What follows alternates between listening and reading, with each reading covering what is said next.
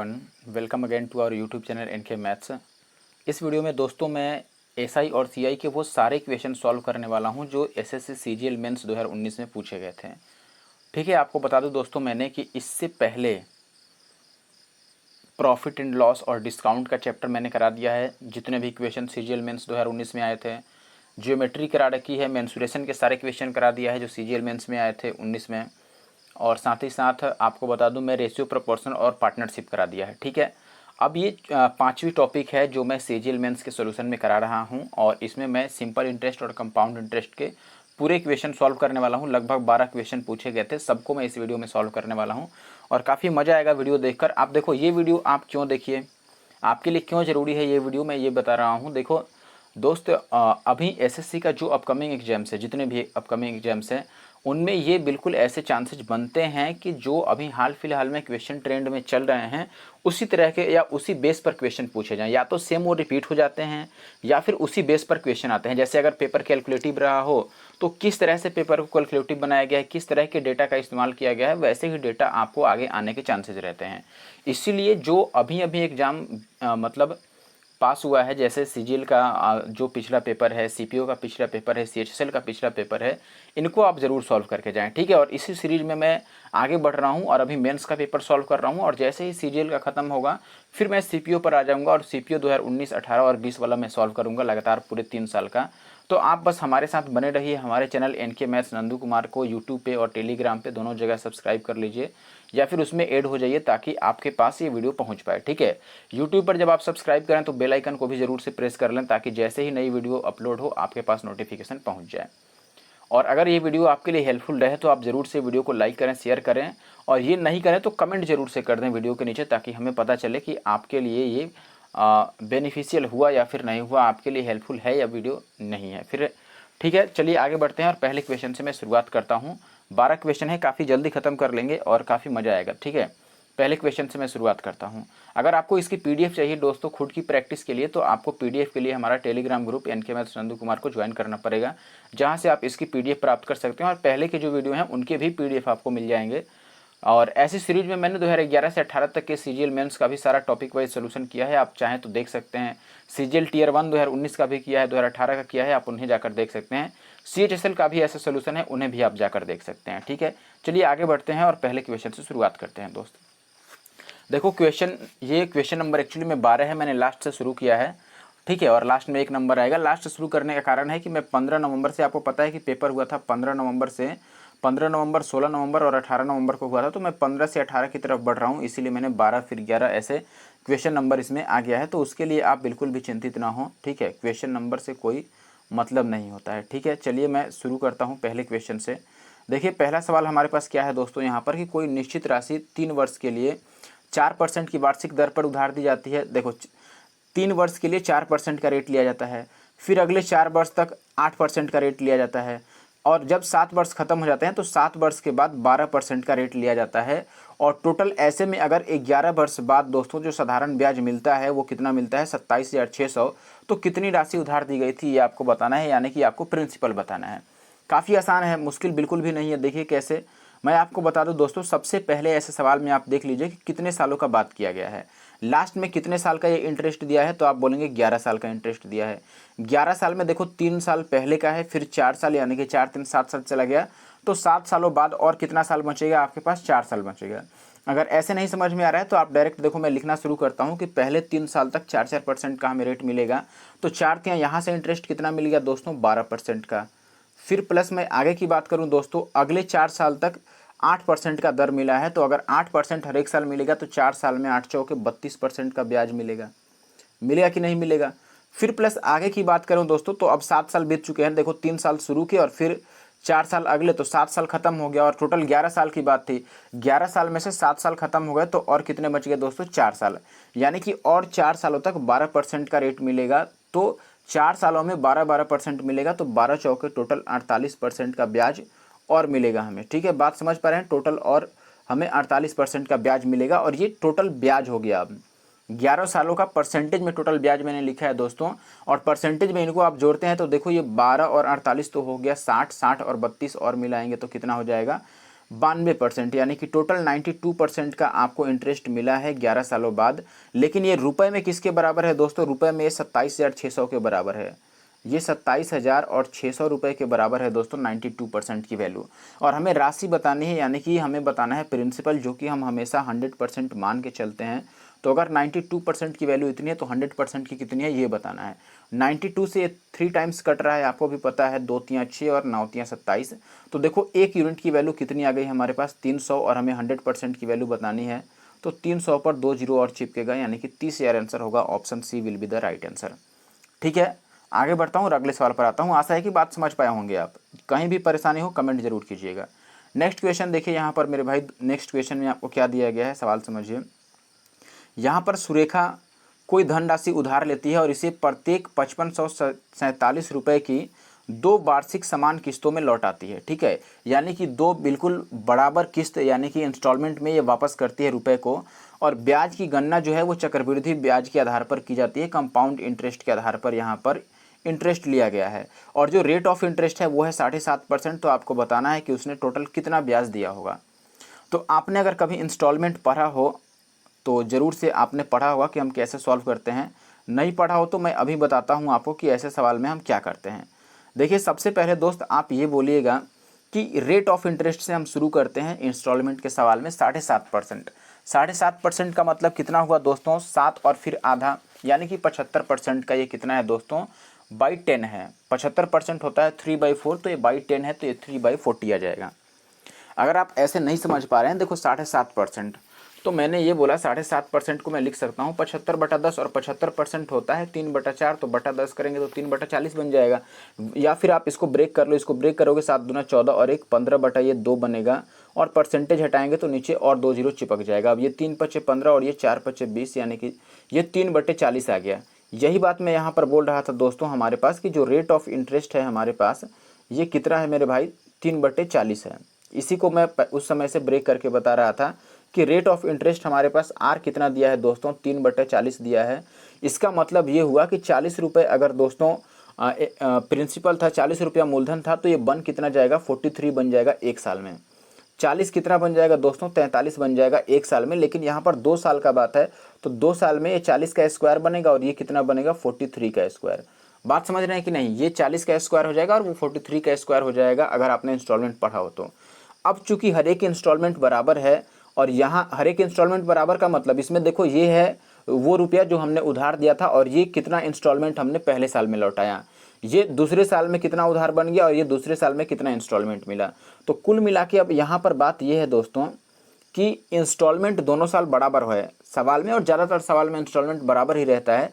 तो दोनों साल इंस्टॉलमेंट हमें बराबर करना पड़ेगा। यहाँ पर देखो 43 2 बार है, तो यहाँ भी हमें एक बार और 43 से मल्टीप्लाई कराना पड़ेगा। बात समझिए, यहाँ भी हमें क्या करना पड़ेगा? और एक बार 43 से मल्टीप्लाई करना पड़ेगा, ताकि ये इंस्टॉलमेंट बराबर हो पाए। तो यहाँ पर मैंने वापस से 43 से मल्टीप्लाई कर दिया। ठीक है, 1 मिनट, वापस से मैंने 43 से मल्टीप्लाई कर दिया। और चूंकि यहाँ पर 43 से मल्टीप्लाई हुआ है, तो यहाँ पर भी हमें 43 से मल्टीप्लाई करना पड़ेगा। अब जरा आप बात समझिए कि ये राशि कितनी बन रही है। तो आप बोलेंगे दोस्तों ये कितना गुना करके आएगा? 43 चौके कितना होता है? 4 चौके 16 और 3 चौका 12, 16 यानी कि 160, और उसमें 12 जोड़ेंगे तो ये कितना आ जाएगा हमारे पास दोस्तों? 172। तो ये राशि तो हमारे पास बन गई 1720। ठीक है, मैं और थोड़ा बड़ा लिख देता हूँ साफ साफ।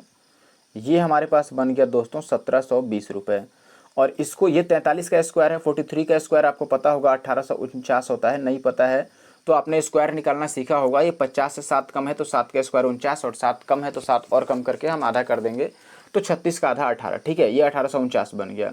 वैसे ही ये कितना होगा? 40 का स्क्वायर दोस्तों ये 1600 बनेगा, और ये 43 का स्क्वायर फिर से ये 1849 बन गया। अब हमें बताना है कि ब्याज टोटल कितना मिला है। तो देखिए यहाँ पर 1720 अगर उधार लिया गया था और लौटाया गया कितना? 1849, तो कितना ब्याज दिया गया बताइए? पहले केस में मैं आपसे ये पूछना चाहता हूँ दोस्तों कि पहले केस में यहाँ पर ब्याज कितना है। तो आप बोलेंगे 1720 के बदले में 1849 लौटाया गया है, तो कितना का ब्याज मिल गया? आप 1849 में 1720 घटा लीजिए, तो ये कितना आ जाएगा दोस्तों? पहले तो 20 49 में से घटाते हैं, तो हमारे पास बचेगा कितना? 29, और 18 में से 17 जाएगा तो 1। यहाँ पर 129 का ब्याज हो गया। यहाँ पे कितने का ब्याज मिला बताइए? 16 और 2 18 होता है, तो 249 रुपये का ब्याज यहाँ पर मिल गया। ठीक है, यहाँ कितना का ब्याज मिल गया दोस्तों, 249 रुपये का, ये 9 है। तो देखिए टोटल ब्याज यहाँ 249, यहाँ पर 129, दोनों को जोड़ेंगे तो टोटल जो इंटरेस्ट बनेगा दोस्तों, आई में लिख देता हूँ, ये कितना बनेगा, 249 प्लस का 129 जोड़िएगा तो 9 9 18, 4 2 6 और 1 7 और 2 और 1 3, 378 रुपये का ब्याज बन गया जो हमें निकालना है। अब देखो हमें पहले से पता क्या है, इस सवाल में क्या दे रखा है, तो आप बोलेंगे दोस्तों सवाल में हमें ये दे रखा है कि जो यहाँ पर किस्त है, हर एक किस्त वो कितने का है, 5547 रुपये का है। हमारे हिसाब से हर एक किस्त कितना बना है, देखो पहला किस्त 1849 का, दूसरा किस्त भी 1849 का बना है, हमारे पास दोनों किस्त यहाँ पर 1849 और 1849 के बने हैं दोस्तों। तो मैं ये कह देता हूँ कि देखो हमारे पास तो किस्त है 1849 का, लेकिन सवाल में एक किस्त है 5547 का, तो मैं लिखूँगा कि 1849 की वैल्यू कितनी है दोस्तों, 1849 की जो वैल्यू है वो सवाल में 5500 कितना है। अब लिखने के लिए जगह थोड़ा कम पड़ रहा है तो मैं इसको थोड़ा सा ऊपर कर देता हूँ।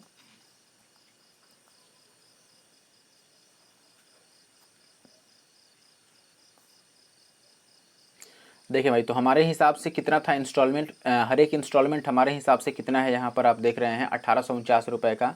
तो मैंने ये लिख दिया दोस्तों कि 1849 की वैल्यू सवाल में 5547 दे रखा है। तो एक यूनिट की वैल्यू कितनी होगी, देखो ये 9 तियाँ 27, 4 तियाँ 12 और 2 14 और 18 तियाँ 54 55, ये कितने बार में कट रहा है दोस्तों, 3 बारी में। तो एक की वैल्यू 3 हो गई, तो हमें 378 की वैल्यू बतानी है। तो 378 की वैल्यू 8 तियाँ 24 का 4 और 7 तियाँ 21 और 1 21 और 2 23, लास्ट में 3 और 4 आएगा और ये किस में है, ऑप्शन बी में है, तो ऑप्शन बी अपना आंसर हो गया। अब देखो क्या ये आपको देख कर तो कैलकुलेटिव लग रहा होगा निश्चित रूप से, ठीक है। मैं थोड़ा छोटा ही कर देता हूँ इसको कि आप देख पाएंगे। देखिए आप पूरा सॉल्यूशन इसमें देख सकते हैं। अब और थोड़ा छोटा कर लेते हैं।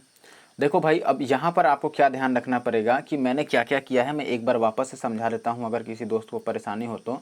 मैंने ये बोला कि सबसे पहले रेट ऑफ इंटरेस्ट देखिए कितना है दोस्तों, 3/40 है। यानी कि अगर 40 रुपये उधार लिए गए तो लौटाना कितना पड़ेगा, 43 रुपये। ये पहले साल का केस है। दूसरे साल में ये 40 का स्क्वायर हो जाएगा और ये 43 का स्क्वायर हो जाएगा। लेकिन सवाल के अनुसार दोस्तों किस्त दोनों बार बराबर है, तो हमने बोला कि पहला बार अगर किस्त दोस्तों 43 था तो दूसरा बार भी 43 ही होना चाहिए था। लेकिन सेकंड टाइम में हो कितना गया, ये 43 का स्क्वायर हो गया। तो पहले वाले को भी हमें 43 का स्क्वायर बनाना पड़ेगा ताकि दोनों बार इंस्टॉलमेंट सेम हो। तो मैंने पहले वाले को वापस से 43 से गुना कर दिया, और चूंकि हम राइट साइड 43 से गुना कर रहे हैं तो लेफ्ट साइड भी मैंने 43 से गुना कर दिया है। और इस तरह से ये 1720 बन गया और ये बन गया 1849। यानी कि अगर 1720 रुपये का राशि लेकर 1849 लौटाया गया तो यहाँ पर इंटरेस्ट कितना आ गया दोस्तों, यहाँ पर इंटरेस्ट आ गया था 129 का। फिर सेकंड केस में ये 1600 था और ये 1849 था, तो यहाँ से इंटरेस्ट आ गया कितना हमारे पास, 249 रुपये का। और ओवरऑल ये दोनों मिलाकर हमारे पास इंटरेस्ट हो गया 378 का, जिसकी वैल्यू हमें बतानी थी। तो आप यहाँ से ये भी कह सकते हैं कि देखो 8 3 11 और 7 ये कितना हो रहा है दोस्तों, 8 7 15 और 3 18 हो रहा है। देखो ये 18 होने का मतलब ये 9 का मल्टीपल है, तो आंसर 9 से कटेगा, हम ये बात भी कह सकते थे।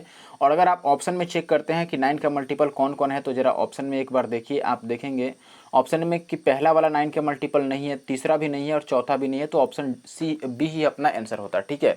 तो आप ऐसे भी जा सकते थे, इसको सॉल्व कर सकते थे। चलिए अगले सवाल पर आते हैं। बिल्कुल भी ये मत समझना कि ये काफ़ी कैलकुलेटिव तरीका है, ठीक है। मैंने आपको समझाने के लिए थोड़ा ज़्यादा टाइम लगा दिया ताकि आप समझ पाएँ। इसका मतलब ये नहीं है कि मैंने कैलकुलेटिव कर दिया, ठीक है। चलिए देखिए ये सवाल देखिए, यहाँ पे कह रहे हैं दोस्तों कि कोई निश्चित धनराशि 12% की वार्षिक साधारण ब्याज की दर से 2 वर्ष में 15,500 रुपये हो जाती है। यदि अर्धवार्षिक चक्रवृद्धि ब्याज के आधार पर गणना किया जाए तो 10% के हिसाब से 1.5 सालों में वह राशि कितनी हो जाएगी, ये बताना है। अब यहाँ पर देखो जैसे ये पूछा कि ये निकटतम आपको बताना है, यानी कि नियरेस्ट टू 1 बताना है, तो इसका सीधा मतलब है दोस्तों कि ये क्वेश्चन कैलकुलेटिव हो गया। इसका मतलब क्यों मैं बोल रहा हूँ कि कैलकुलेटिव हो गया, क्योंकि दोस्तों नियरेस्ट टू 1 बताने का मतलब यहाँ पर ना तो हम डीएस लगा पाएंगे ना ही यूनिट डिजिट लगा पाएंगे, ज़्यादा से ज़्यादा हम अप्रॉक्सीमेशन इसमें अप्लाई कर सकते हैं और कुछ नहीं, ठीक है। चलिए मैं सॉल्व करके दिखाता हूँ आपको कि क्या कर सकते थे हम इस सवाल में। देखिए सबसे पहले तो आपको ये लिखना पड़ेगा यहाँ पर कि पहले हम यहाँ पर ये निकाल, अगर देखो आपने ये कभी पढ़ा होगा परसेंटेज में कैसे हम सीआई कैलकुलेट करते हैं, तो आप जल्दी निकाल पाएंगे इसको। जैसे देखिए 12% के हिसाब से, 12% के हिसाब से दोस्तों 2 साल का बात है, 12% एक साल में मिलता है तो 2 साल में 12 दूना 24% का सिंपल इंटरेस्ट मिलेगा। लेकिन वो केवल इंटरेस्ट है और सवाल में कह रहा है कि ये 15,500 हो जाता है। हो जाने का मतलब ये अमाउंट है, मिश्रधन है। तो हम ये कहेंगे कि अगर हमें ब्याज मिल रहा है दोस्तों 24% का, 12% का हर एक साल, तो 2 साल में 24% का ब्याज है, तो टोटल अमाउंट कितना हो जाएगा दोस्तों? 124% का अमाउंट हो जाएगा। लेकिन सवाल में ये अमाउंट कितना दिया है? 12,500 रुपये। बात समझ रहे हैं? अब देखिए इसके बाद इसमें क्या कह रहा है मेरे भाई, यहाँ पर ये कह रहा है इसके बाद सवाल में कि यदि 10% के हिसाब से हमें 1.5 साल का चक्रवृद्धि ब्याज निकालना हो तो कितना होगा। ठीक है, 10% के हिसाब से 1.5 साल का चक्रवृद्धि ब्याज कितना हो जाएगा। ब्याज नहीं पूछ रहा है, कितना हो जाएगा, यानी कि यहाँ पर भी अमाउंट ही पूछ रहा है। और ये अर्धवार्षिक कह रहा है, तो आपको ये पता होना चाहिए कि जब हम हाफ ईयरली निकालते हैं तो रेट को हम आधा कर लेते हैं, तो रेट कितना हो जाएगा? 10% के बदले 5% हो जाएगा। ठीक है, रेट 5% हो जाएगा दोस्तों। और जो टाइम होगा, टाइम हो जाता है डबल, तो 1.5 साल के बदले ये 3 साल हो जाएगा। अब 5% का 3 सालों का अगर आपने CI कभी याद किया हो तो ये होता है दोस्तों 15.7625%। ये आपको याद होना चाहिए। अगर नहीं याद है तो ये आपको कैलकुलेट करना पड़ सकता है। ठीक है, तो सक्सेसिव डिस्काउंट का आप फॉर्मूला लगा के इसको कैलकुलेट कर सकते हैं। ऐसा नहीं है कि नहीं हो पाएगा, लेकिन अगर टाइम आपको बचाना है तो आपको ये याद करना पड़ेगा। तो अब हमें ये पता चल गया दोस्तों कि सवाल में 124% की वैल्यू तो दे रखी है 12,500, लेकिन हमें अब कितना परसेंट का वैल्यू बताना है? हमें बताना है कितना हो जाएगा। तो देखो ये 15.7625% है, ये तो केवल CI है, लेकिन अमाउंट कितना होगा? अमाउंट के लिए हमें इसमें 100 ऐड करना पड़ेगा, क्योंकि प्रिंसिपल हमेशा 100% होता है। तो इसमें हम 100 जोड़ेंगे तो ये कितना बनेगा दोस्तों? ये बन जाएगा 115। मैं थोड़ा नीचे लिखता हूँ, 115 और पॉइंट, 1 मिनट, 115.7625 इसकी वैल्यू हमें बतानी पड़ेगी। ठीक है, ये हमें वैल्यू ज्ञात करना है। ये समझ लीजिए इतना बड़ा, ये देखने में बड़ा लग रहा है लेकिन इतना बड़ा है नहीं। हम इसको लगभग में कैलकुलेट करेंगे, यानी कि अप्रॉक्सीमेशन से इसको सॉल्व करेंगे तो थोड़ा जल्दी कर पाएंगे। बात समझ रहे हैं? देखिए अब क्या करेंगे। हमने ये कहा कि 124 की वैल्यू 125 पर 2 जीरो है। ये कट रहा है कि नहीं पहले चेक कीजिए। अगर कट रहा हो तो कटा देंगे। 4 1 5 और 2 7 है, और इधर 5 और 1 6 2। चलो ये कुछ नहीं तो 8 से तो कट ही जाएगा मुझे लग रहा है। 31 से कटा लेते हैं। ये 31 से देखो, ये कट रहा है 4 बारी में। 31 से 31 चौके, और ये 12,500 था, 12,500 नहीं सॉरी 15,500 है ये दोस्तों 15,500 है। हमने ये गलत लिख लिया, और 1 मिनट, ये 12 नहीं होगा, यहाँ पर ये कितना है? 15,500 है। तभी तो ये 31 से 5 बारी में कटेगा। ठीक है, अब 4 की वैल्यू हमारे पास दोस्तों अगर 500 है तो 1 की वैल्यू कितनी होगी? 4 से 1 कटा दो, तो 4 से 1 कटेगा 25 चौका 100, 25 पचे 125, यानी कि 1 यूनिट की वैल्यू 125 हो गई। और हमसे पूछ रहा है इतने की वैल्यू क्या होगी। तो इसके लिए अब इसको आपको 125 से गुना कराना पड़ेगा। सीधा बात, आपको इतना समझना पड़ेगा दोस्तों, आपने ये तो पढ़ा ही होगा कि अगर मैंने 1 यूनिट का वैल्यू कैलकुलेट कर दिया, 1 यूनिट का वैल्यू मैंने बता दिया कि 125 है, और अब हमें बताना है दोस्तों कि 115.7625% की वैल्यू कितनी होगी। तो हमें इससे गुना करना पड़ेगा अब 125 को। ये बात आपको पता होगी। अब आप सोचेंगे कि इतना बड़ा गुना, तो मैं बोल रहा हूँ कि इतना बड़ा हम गुना नहीं करते हैं, इसको हम छोटा कर लेते हैं। छोटा करने से मेरा मतलब है कि हम इसको अप्रॉक्सीमेट कर लेते हैं, हम केवल इस चीज़ को गुना करते हैं। ठीक है, 115.7 को हम 125 से गुना कर देते हैं, लगभग में आंसर आ जाएगा आपका, क्योंकि सारे ऑप्शंस उतने करीब करीब नहीं है जितने करीब होने चाहिए। तो हम केवल इसी बात को गुना करते हैं, इतना सा। ठीक है, तो देखिए इतना सा अगर गुना करना है तो हम क्या कर सकते हैं दोस्त, यहाँ पर इसको गुना करना है तो हम बोलेंगे कि हमें गुना करना है 115.7 को, देखिए 1 मिनट, 115.7 को हमसे गुना कराना है 125 से। तो हम ये कह लेते हैं कि पहले 115 को ही हम 125 से गुना कर लेते हैं, फिर 0.7 से कर लेंगे। 115 को अगर आप 125 से गुना करेंगे तो ये गुना करना आसान है। देखो आप डायरेक्ट भी गुना कर सकते हो। 125 को अगर 5 से करेंगे तो 625 आता है, जिसमें से हम 5 लिख लेंगे, फिर 62 बचेगा।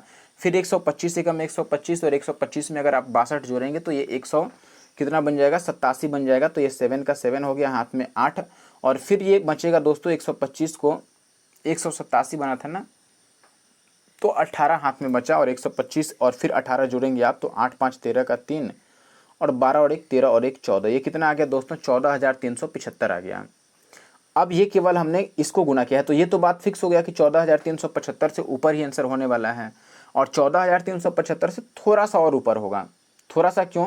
क्योंकि अब हमें इसमें कितना ऐड करना है दोस्तों, 125 और इंटू का 0.7 ऐड करना है। 0.7 का मतलब 125 का लगभग आधा, उससे थोड़ा सा ज़्यादा है। 125 का आधा कितना होगा? आप 125 को 130 ही मान लो और 165 उसका आधा कर लो, या 125 का आधा भी करोगे तो 6 और लगभग 3 मान लो 63 और, तो इसमें 63 और ऐड करेंगे। अगर इसमें आप 63 ऐड करेंगे तो ये कितना बन जाएगा दोस्तों, 14,375। तो 300 के बदले में ये 400 कुछ बन जाएगा और 14,400 कुछ ऑप्शन बी में है। देखो पूरा कैलकुलेट करोगे तब तो मुश्किल हो गया हमारे पास दोस्तों, अगर आप पूरा कैलकुलेट करोगे तब मुश्किल होगा, इसीलिए मैंने आधा ही कैलकुलेट किया है और यहीं से मैंने पूरा। अब बताओ इतना बड़ा गुना कौन करेगा? आपको इससे गुना करना है 125 को, कौन करेगा इतना गुना? कोई भी देखकर छोड़ देगा। लेकिन अगर आप अनुमान लगाते हैं, ऐसे अप्रॉक्सीमेशन से करते हैं, तो आप इजीली सही उत्तर निकाल पाएंगे। तो आशा है कि आपने बात समझा होगा। मैंने क्या बताने की कोशिश करी दोस्तों, मैंने केवल आधा गुना किया इसको, और ये गुना करके मुझे पता चल गया कि 375 से थोड़ा सा ऊपर आंसर होगा, और 14,375 से थोड़ा ऊपर, तो ये आंसर हमारे पास बी वाला है। आगे बढ़ते हैं और अगले सवाल पर आते हैं। देखो ये अगला सवाल है दोस्त, यहाँ पे क्या बोला गया है। अगले सवाल में आपको बोला गया है कि यहाँ पर 5500 रुपये की राशि पर 15% की दर से 2 वर्ष में चक्रवृद्धि ब्याज ज्ञात करना है, जबकि ब्याज की गणना हर एक 8 माह पर की जाती है।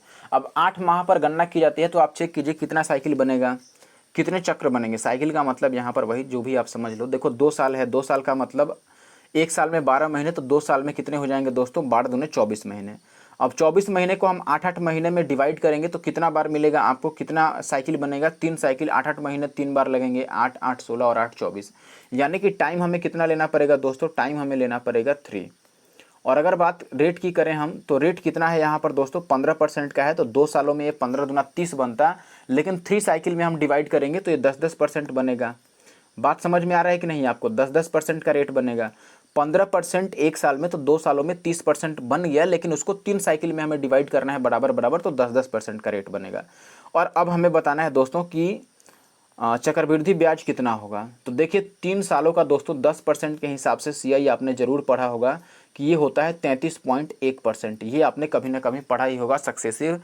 तो अगर ये आपको याद है तो अब आप डायरेक्ट निकाल लेंगे कि हमें सीआई बताना है। तो ये 33.1% किसका होगा दोस्तों, 5500 का, क्योंकि 5500 मूलधन है, इसका 33.1% हमें बताना है, इतना बटा 100।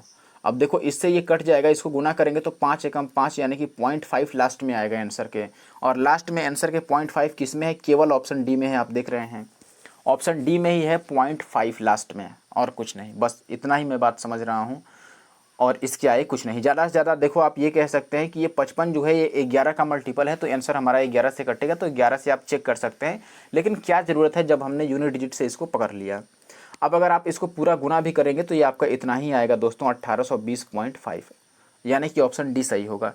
यहाँ से आप चाहते तो इसमें ये ना लगा कि आप ऐसे भी इसको कर सकते थे दोस्तों, ये आपने पढ़ा होगा जो, हम इसको ऐसे लिख लेते कि देखो 10% का मतलब 1 साल में ये 10 से कितना बन जाएगा, 11 बन जाएगा। 10% का मतलब कितना होता है, 1/10 होता है, तो 10 से 11 बन जाएगा 1 साल में, तो 3 सालों में एक क्यूब हो जाएगा, यानी कि ये 1000 होगा अगर मूलधन, तो ये कितना बन जाएगा, 1331 बन जाएगा।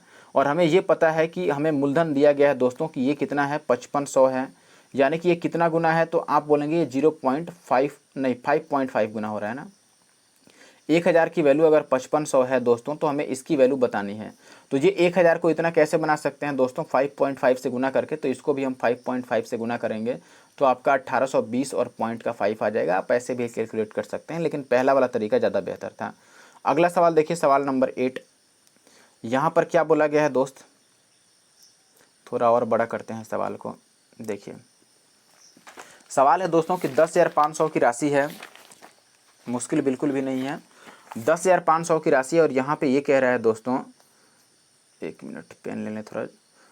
साधारण ब्याज पर किसी निश्चित दर पर 2 सालों में यह कितना हो जाता है, 13,650 हो जाता है।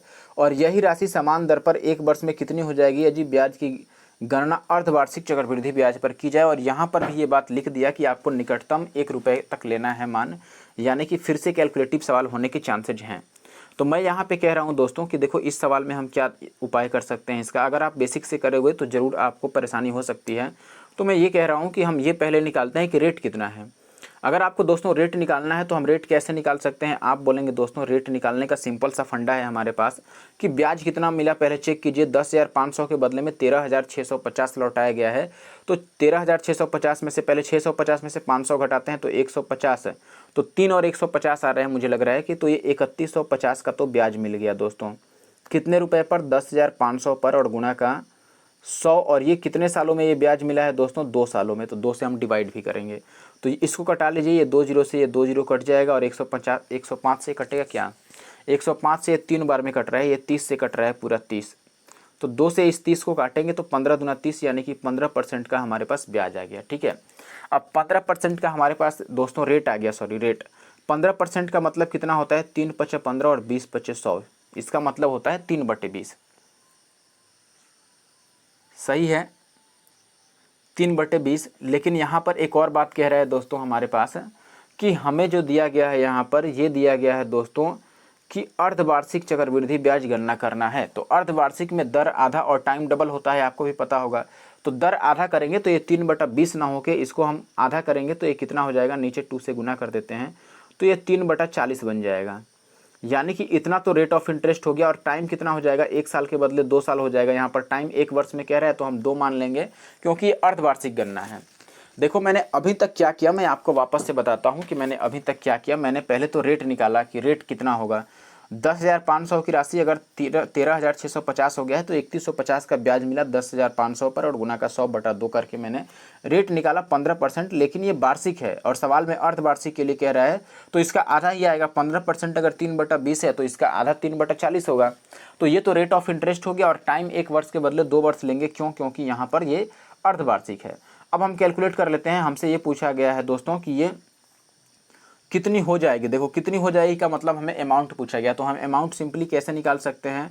हमें ये प्रिंसिपल दिया गया है कि प्रिंसिपल कितना है भाई, तो आप बोलेंगे 10,500 रुपया है। तो मैंने लिख दिया कि 10,500 का ये कितना हो जाएगा। देखो 3/40 ब्याज मिलता है यानी कि 40 रुपये पर 3 रुपये बढ़ जाता है। तो हम 43/40 से गुना कर देते हैं डायरेक्ट ही। ठीक है, मैंने लिख दिया कि ये 43/40 1 साल में बनेगा और दूसरा साल का बात है 2 सालों का, तो 43/40 एक बार और।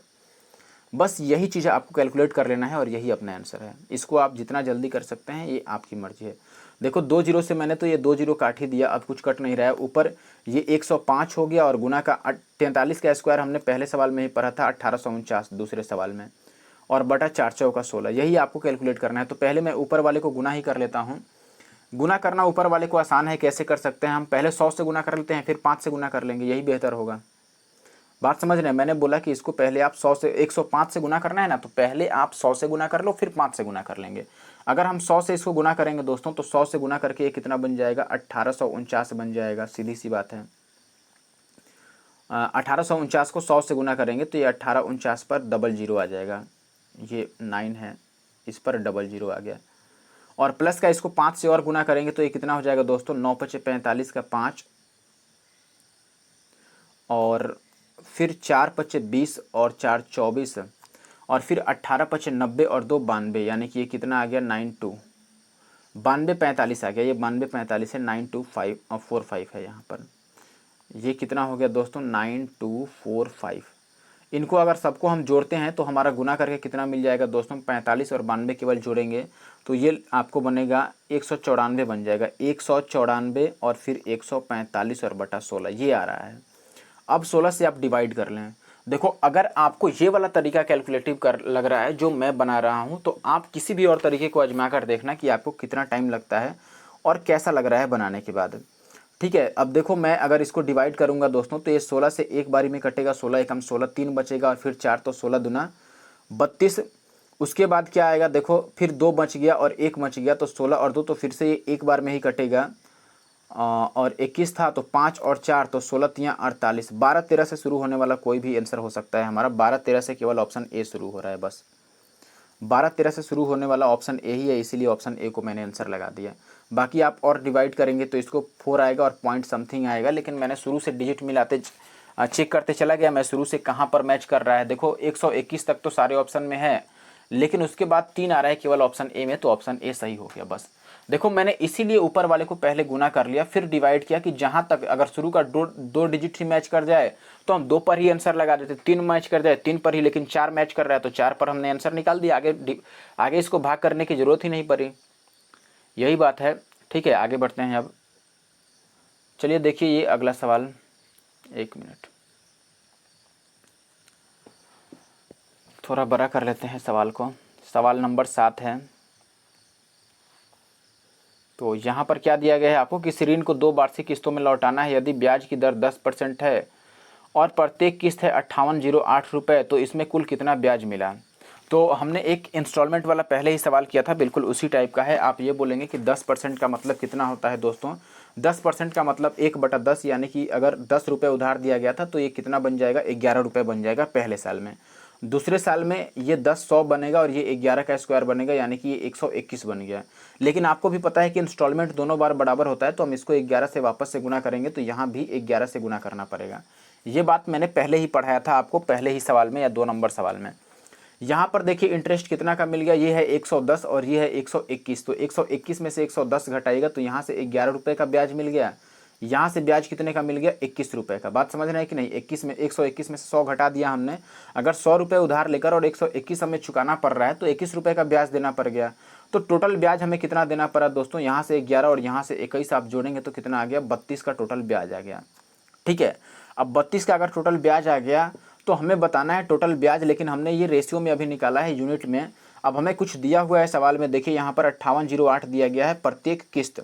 हमारे हिसाब से प्रत्येक किस्त तो 121 रुपये का है, यहाँ पर आप देख ही रहे हैं दोस्तों। हमारे हिसाब से प्रत्येक किस्त कितने का है, 121 रुपये का है। तो मैंने ये बोला कि 121 की वैल्यू सवाल में कितनी दे रखी है, 5808, और हमें बतानी है 32 की वैल्यू। इससे ये कितना बार में कटेगा, आप जरा चेक कीजिए, क्या ये 8 बार में कटेगा। 8 बार में नहीं भी कटेगा तो हम यूनिट डिजिट चेक करेंगे। आप बताओ कि 1 को 8 में कैसे बना सकता हूँ। तो आप बोलेंगे दोस्तों जब गुना 8 होगा तभी ये 1 को 8 बना सकते हैं। अब इसका मतलब ये कदापि नहीं है दोस्तों कि 121 को हमने 8 से गुना किया और ये 5808 आ गया। मैं बस यूनिट डिजिट को चेक कर रहा हूँ। ध्यान दीजिएगा यहाँ पर मैं क्या करने की कोशिश कर रहा हूँ। यूनिट डिजिट केवल इस 1 को 8 कैसे ला सकते हैं, तो आप बोलेंगे दोस्तों 8 से गुना करके। और हमें 32 की वैल्यू बतानी है, तो 32 को भी अगर हम फाइनल वैल्यू निकालेंगे तो लास्ट डिजिट क्या आएगा, चूंकि यहाँ पर लास्ट डिजिट 8 गुना हो रहा है तो यहाँ भी लास्ट डिजिट 8 गुना करेंगे तो 8 दूना 16, यानी कि लास्ट का डिजिट 6 आएगा। और लास्ट का डिजिट 6 केवल ऑप्शन ए में है, तो ऑप्शन ए हमारा सही उत्तर है। ठीक है, बात समझ में आ रहा है कि मैंने ऑप्शन ए कैसे चूज किया। आशा है कि आप बात समझ पा रहे होंगे मैंने जो भी बताया। बाकी आप इसको पूरा कटा पिटा के चेक करेंगे तो ये आ जाएगा। मैं आपको बता देता हूँ कि इसको अगर आप पूरा काटिएगा तो ये 1 की वैल्यू 48 आएगा, और 48 को अगर आप 32 से गुना करेंगे तो ये आपका आंसर दे देगा 1536 रुपये। ठीक है, अब यहाँ पर ध्यान दीजिएगा, ये ऑप्शन में जो पॉइंट है वो पॉइंट नहीं है, एक्चुअली में वो कॉमा है, 1536 आंसर होगा। लेकिन मैंने जो किया, मैं चाहता तो, मुझे तो पता था कि ये 48 से कट जाएगा तो मैं डायरेक्ट 48 से कटा ही देता, लेकिन मैंने आपको ऐसा करके क्यों दिखाया, ताकि ये बात आप भी समझ पाएँ और इसका इस्तेमाल कर पाएँ आप आगे आने वाले प्रश्नों में। चलिए अगला सवाल देखिए।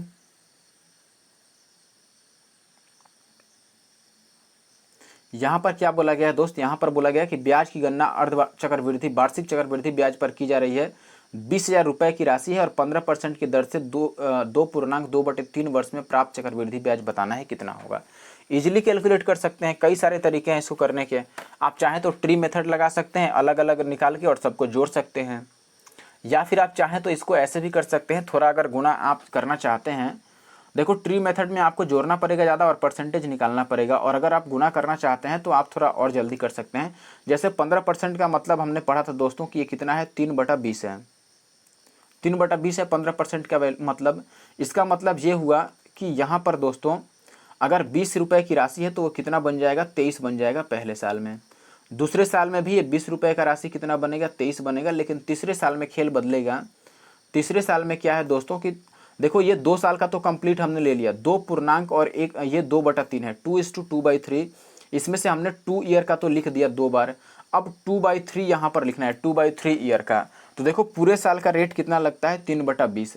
लेकिन अगर यहाँ पर साल 2/3 है तो रेट को भी हमें 2/3 से गुना करना पड़ेगा। तो ये 3 से 3 कट जाएगा और ये 2 से कट जाएगा 10 बार में, यानी कि ये 1/10 आ गया। 1/10 रेट हम लास्ट टाइम लेंगे, तो इसका मतलब कि ये 10 होगा तो इस पर 1 बढ़ेगा और ये 11 बन जाएगा। बात समझ रहे हैं आप मैंने क्या लिखा है। आशा है कि आप बात समझ पा रहे होंगे। देखो पहले तो हमें टाइम जो दिया है ये दिया है 2 और फिर प्लस 2/3। ठीक है, तो हमने ये 2 साल का तो कंप्लीट यहाँ पर लिख दिया कि ये 20 होगा तो 3 बढ़ जाएगा 23 हो जाएगा।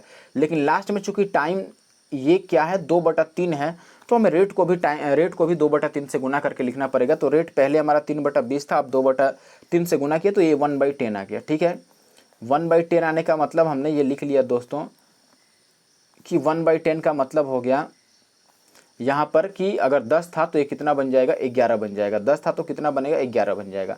अब इनको आप गुना कर लीजिए, बस इसको गुना करेंगे तो ये 2000 बन जाएगा। 2 के मैं लिख देता हूँ। इसको गुना करेंगे तो 23 को 23 से गुना करके तो हमने पहले ही लिखा था दोस्तों। 23 को 23 से गुना करेंगे तो 23 का स्क्वायर आ जाएगा 529, और 5 को 29 से 11 से गुना करना आसान है। 529 को अगर 11 से गुना करना है तो 11 से तो किसी भी चीज़ को गुना करना आसान है। ये 9 का 9 हो जाएगा, 9 2 11 का 1, और 5 2 7 और 1 8 और 5 का 5, ये कितना हो जाएगा 5819। अब देखो, अच्छा ये 2000 नहीं 4000 होगा ना, 1 मिनट, यहाँ पे थोड़ा सा मिस्टेक हो गया। ये कितना होगा दोस्तों, यहाँ पे 4000 होगा। जब 20 गुना करेंगे तो 4000 हो जाएगा। अब 4000 की राशि को लौटाया जा रहा है कितने रुपए के रूप में, 5819 रुपए के रूप में। तो कितना का आपको ब्याज मिल गया दोस्तों, तो आप बोलेंगे यहाँ पर ब्याज कितना मिल रहा है दोस्तों, 1819 रुपये का ब्याज मिल रहा है, 1819 रुपये का। इसको आपको कैलकुलेट करना है, अब सीधी सी बात है। तो 1819 को हम इजीली कैलकुलेट कर सकते हैं दोस्तों। देखो हमें सवाल में कुछ दिया है, सवाल में दिया है ये जो वैल्यू 20,000, ये क्या है, 20,000 है मूलधन। हमारे हिसाब से 4000 मूलधन है, लेकिन सवाल में 4000 नहीं 20,000 इसको दे दिया है 20 के। तो ये कितना गुना हो गया दोस्तों, 5 गुना हो गया। तो ये वैल्यू भी हमारी कितनी गुनी हो जाएगी, 5 गुना। तो देखो 19 × 5 = 95 और 18 × 5 = 90, यानी कि 90 × 95 अपना आंसर होगा। बात समझ रहे हैं दोस्तों, 90 × 95, यानी कि ऑप्शन बी जो है ये बिल्कुल सही उत्तर है, option B. Option B is the correct answer. आप या तो ऐसे इसको निकाल लें, ये मुझे ज़्यादा आसान लगा। मैंने ट्री मेथड भी लगाया जिसमें डायरेक्ट हम परसेंटेज कैलकुलेट कर लिए कि चलो 2 बार 15% निकाल लो, और थर्ड टाइम में हम 15 का 2/3 निकाल लेंगे, और ऐसे करके ऐड करेंगे। तो उससे ज़्यादा जल्दी तो यही हो गया मैंने किया। तो आप चाहें तो ट्री वाला भी अप्लाई कर सकते हैं। अगला सवाल देखिए, क्वेश्चन नंबर 5। यहाँ पर क्या बोला गया है भाई, सवाल देखिए।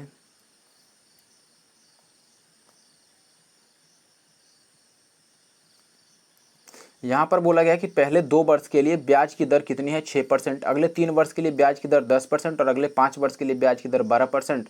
7 साल बाद किसी व्यक्ति को साधारण ब्याज के रूप में 12,771 रुपये मिलते हैं, तो निवेश की गई राशि यानी कि मूलधन कितना है। बताओ, ऐसा सेम टू सेम सवाल मैंने कराया कि नहीं कराया। अभी पहले 1 नंबर सवाल ही ऐसा ही था। 1 नंबर जो सवाल था दोस्तों वो इसी तरह का था बिल्कुल। तो मैं उसी तरह से इसको सॉल्व कर देता हूँ। देखो मैं सीधा सीधा ये बोलूँगा दोस्तों कि पहले 2 साल के लिए 6% लगते हैं, यानी कि 6 दूना 12%, तो यहाँ पर ब्याज मिल गया। प्लस अगले 3 वर्ष के लिए 10%, तो 10 या 30% यहाँ ब्याज मिल गया। प्लस आप बोलेंगे कि टोटल 7 साल का खेल था, लेकिन ये 2 वर्ष यहाँ पर और 3 वर्ष यहाँ पर, तो 5 वर्ष निकल गए, तो और 2 वर्ष बच गया। 7 साल में से और 2 साल बच गए, और यहाँ पर 12% लगेगा दोस्तों। कितना लगेगा, 12%। तो मैंने ये कह दिया कि और 2 सालों में 12 दूना ये 24% का ब्याज मिलेगा।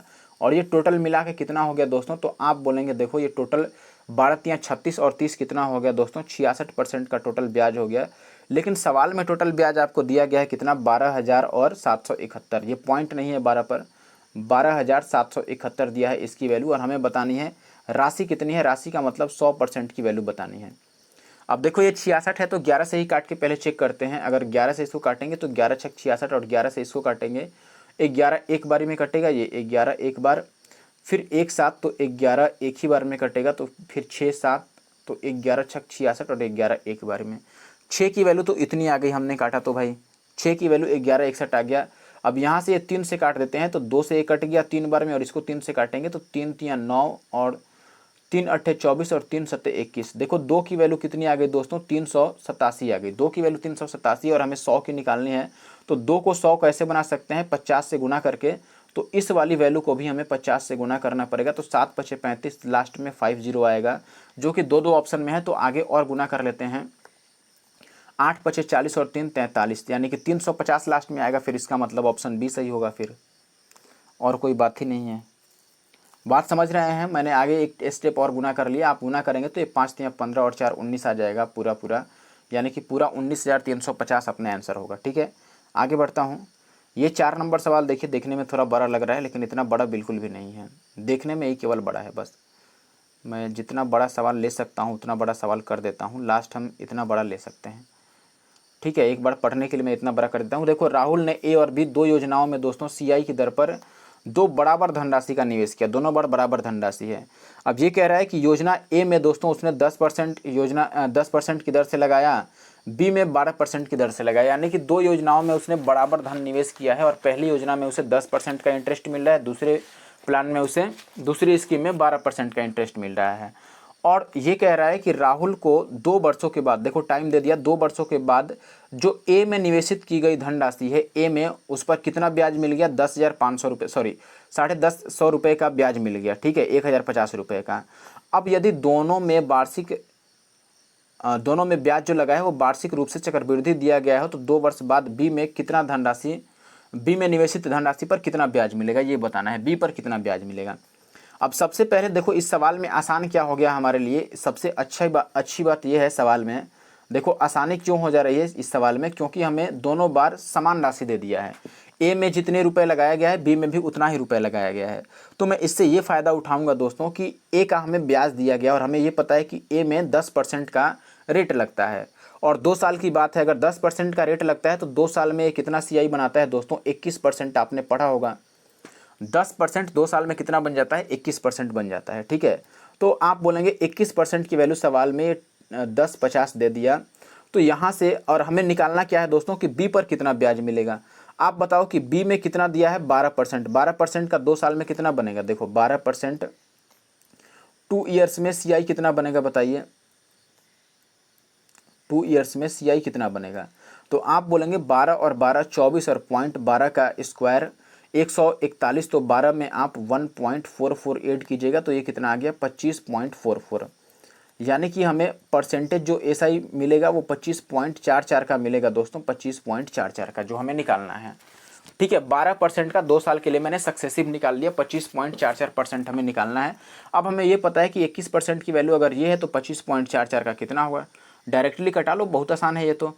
21 पचे 105 कट गया, तो 1% की वैल्यू हमारे पास कितना आ गया 50, और हमें 25.44 का निकालना है। तो 25.44 को अगर हम इससे गुना करेंगे 50 से तो कितना आ जाएगा, जब एक की वैल्यू 50 है तो 25.44 की इसको हमें 50 से गुना करना पड़ेगा।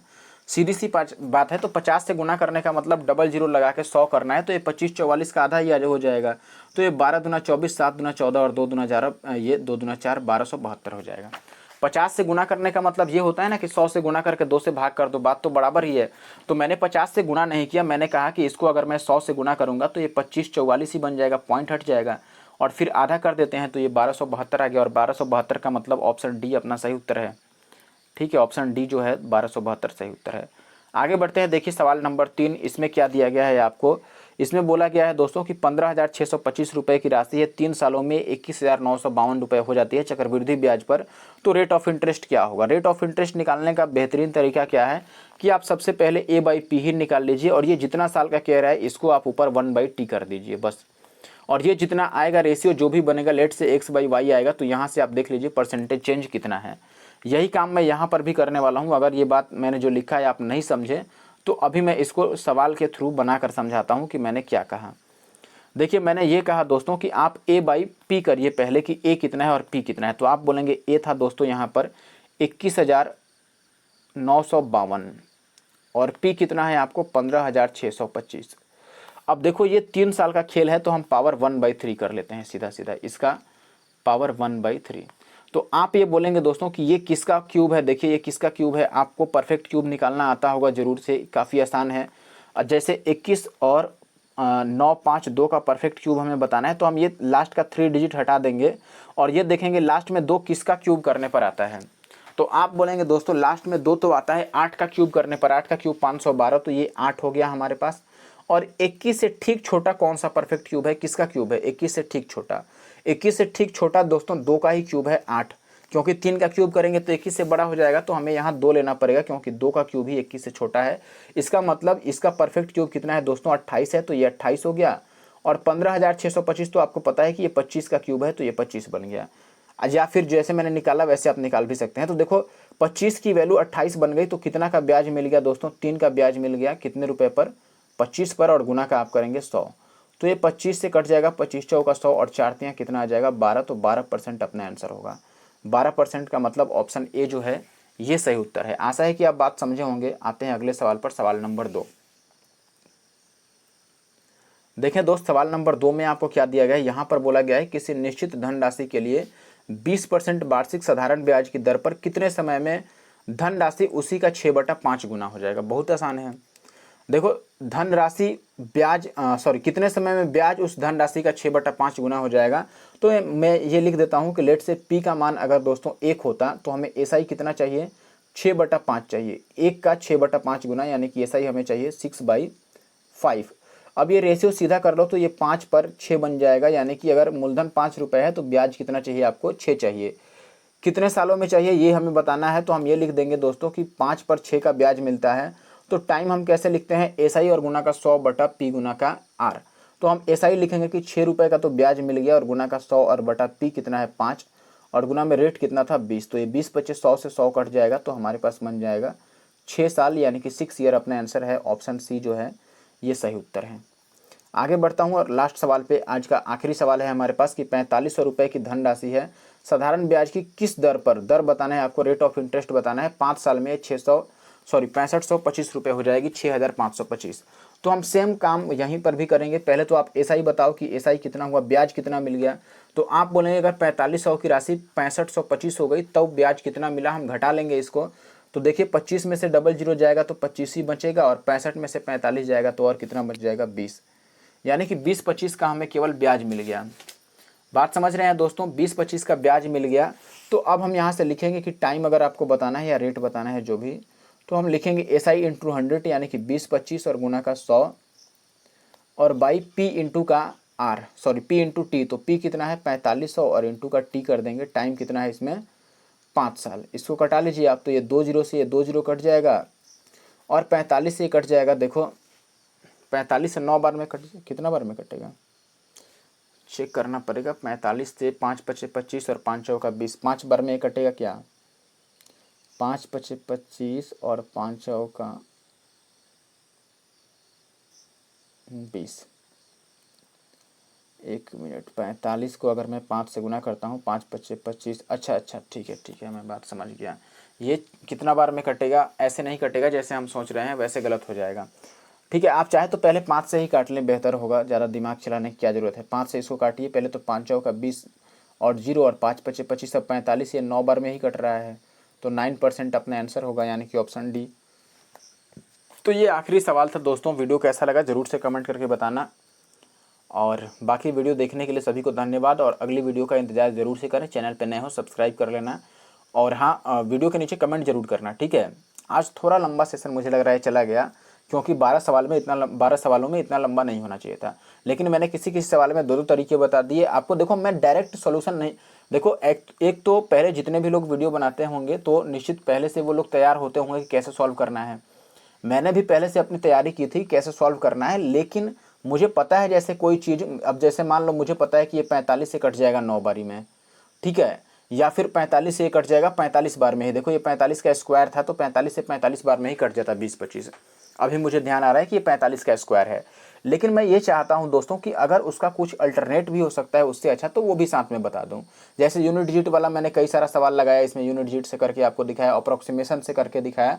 तो ये सारी चीज़ें अपने आप में बहुत बड़ी चीज़ें हैं जो आपको सीखनी पड़ेंगी। अगर नहीं सीखेंगे तो कुछ इसमें कैलकुलेटिव सवाल ऐसे थे जो आप छोड़ देते हैं।